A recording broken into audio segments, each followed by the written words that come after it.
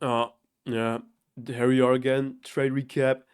Uh, I kind of had to check real quick if I haven't already done a trade recap because yeah, my head and my body feels like that like if it was like locked up in the sauna for like few days.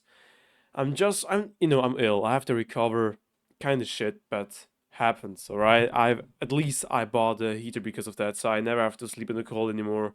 Because the past few days they were like wild because it was raining for so long. Anyways, today was a losing day. Yeah, but to be honest, I'm not even that upset. The only thing I'm like pretty, bothered and furious about is the fact that I'm ill because honestly, after a trading session, doesn't matter if I lose or win. I just want to go outside, either enjoy the weather or go to the gym. Okay, because I also think my gym membership is going to run out. I don't know how long it's it's active, so I really should use the time because, anyways, just let's start with the trade recap. All right. Okay. Let's get to the trade recap arena. Now, actually, I took three trades today, and I fucked them up, all of them. And man, now yeah, for sure, some things were kind of hard to read, but honestly, like this is the first time experiencing this, like trying to do a technical analysis while I'm like ill, like having like high body temperature, like having like a fever or something like that, almost experiencing a fever dream. Like how difficult it can be to be like clear minded. Like no shit, Sherlock, but yeah, I still try my best. Maybe it would be smarter to not trade at all, but some things actually look like trades, good setups. But anyways, maybe a lesson to learn from, which is important. Oh, not to repeat the same bullshit over and over again. Now, anyways, yeah. By the way, I blew my second live account. Now, the only account I've like active is my funded challenge account, which I in total, like not today, in total rinsed to 1.3%. Yeah, it's like much of back and forth, but price action currently is also very choppy because of fiscal and geopolitics.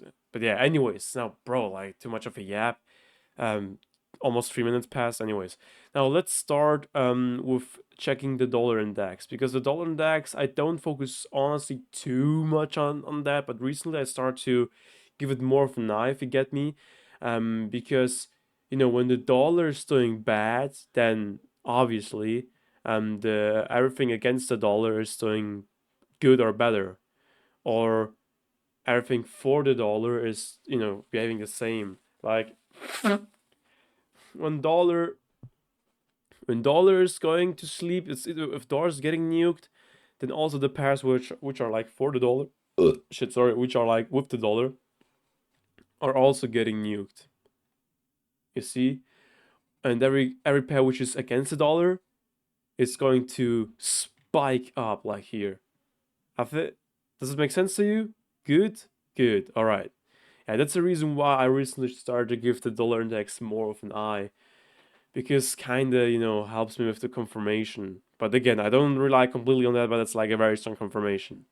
Now on the 30 minutes, I was using something which I recently started to be using a bit more, which I usually never do, which you only use on crypto. Support and resistance.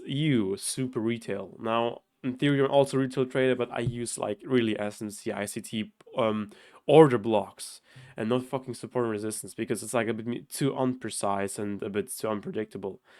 Because we see here, I was kind of desperate in using this, and boom, phew, broke through it. Got disrespected. Price was not going upside to the upside. It got completely disrespected and went boom to the downside. Right now, also when I scalp to the higher time frames, it looks like it's going to proceed to going with a downtrend. Maybe because of the increased probability that tariffs will be shortened in September, because the labor market data on Friday last week were terrible. I mean, this fat ass candle, even on the 50 minutes, and actually even 5 minutes. Like, look at that. Yeah, this candle was caused by the terrible non-farm employment data on Friday, and because this was so bad, statistics and stuff like that actually increased, and the probability increase that towers will be shortened, or be lower in September, because this is actually not looking good. Like the September, like the labor market was taking some big hits. And I think because of this increased probability that that tariffs will go lower, it's also the reason why after this consolidation phase, it kept going lower and lower this rally. Because usually when towers are like lower, the dollar also is going to sink. Yeah, and also in combination with the tariffs, what's going on also, that is giving every country, especially India, a very big disadvantage if they proceed to buy Russian energy like oil. But anyways, now this is like a bit too much of a economics news yep. Now, anyways, we saw it broke out of it. Now, before that, I was seeing, okay, I was retesting this area, and I actually thought it's going to actually spike up a little and at least take out these or these highs, but it wasn't, as you can see. So with that knowledge of the dollar index and today's price action into the previous day, you should kind of relate why I was seeing the things I saw today. Now here the Euro USD, we see the daily. Now before that was like pretty low. I think it was tiny. I actually think it was bearish, because the thing is, I thought it will maintain the bearish trend, because you see these three candles in a row. Also for gold, it's like some indication that it will proceed to go to the downside. I mean, look at that, like beautiful boom, like actually many candles, going to the downside. Like this looks like a trend, but again, as I mentioned, labor market data on Friday, it just shifted this market structure, and I was not sure enough if this is actually the reason, or a cause for a market structure. So when I was doing my analysis today, I wasn't sure that it is about to change its structure, its trend. So I was still thinking, okay, it will be bearish, but looks like actually on the daily it's causing some consolidation, because I can even right now I can't really tell if it actually shifted its trend. So we actually have to watch price action for the next couple of days, which is pretty wild to think about. Nah, what are you doing? Yeah, that's correct. Yeah, sorry, too much yep. Now let's go back. Yeah, now I thought it will go to the downside, because I was still thinking, okay, it's still on a bearish, just bearish trend. So I was actually seeing on the 50 minutes right here a pretty clean supply zone order block, right? And also with the extra confirmation that it was retesting it multiple times. Now, little did I know that this was actually some accumulation going on, trying to retest it multiple times. And I kind of could have, predicted, or like feel it like that it will break out, because it got rejected multiple times, but it always kept retesting this supply zone.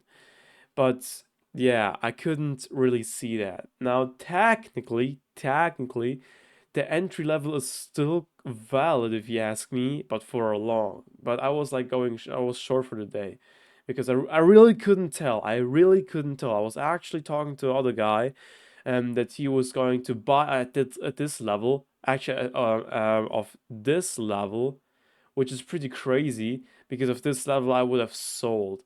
So I kind of, and the thing is, I can't really ask him why did you say this, because he's using candlestick ranges, or how this, yeah, or whatever this shit is called. So yeah, but kind of with the with the reframing from what was going on in the economics, stuff like that, global economics, then I could have used that, but I wasn't too uncertain, to rely on that as confirmation. So as you can see, it actually went a little in my direction, but then boom, got stopped out. Gold trade, this was probably the worst trade I ever took. I was going long of that, like in terms of add to winners because I wasn't able to hop in from there. And oh, sorry, yeah, no, here, yeah.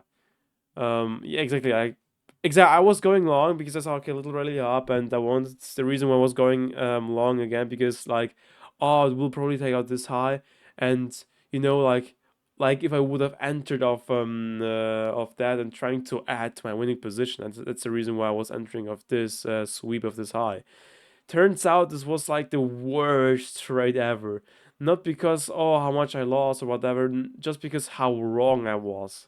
This was kind of embarrassing. Like I was so terribly wrong.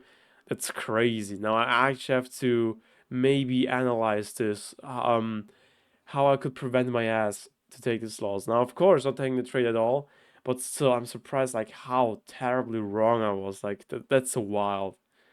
That's wild. Now USDCHF. We have here on the 30 minutes a strong supply zone, and on the 50 minutes here a demand zone. And the daily is what? Yeah, bearish. And guess what? Same thing with the other pairs. I still thought it's going to proceed with its current or the previous trend. And I didn't thought that this massive candle movement because of the Friday's news, it's going to shift its trend. I still thought it's going to be the trend from the previous days, but looks like it's not, and I actually messes up. But funny enough, I still saw the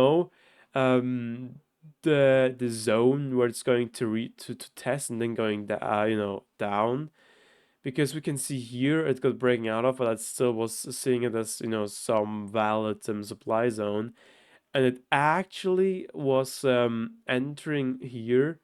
And in theory, if I was like more able to reflect and think a bit more in depth and zoom out, then this, which was originally my TP, would have been my entry level, and then I probably would have used this as TP or this.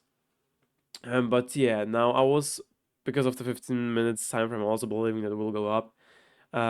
This was my demand zone. Also, I wanted to enter off. I saw right there liquidity sweep on the 50 minutes. And the thing is, because I kind of missed that, I was kind of missing this one, this price action. I just entered, in the middle of this demand zone because I didn't know how far it will move, because I didn't expect that it's actually going to sweep this low as well.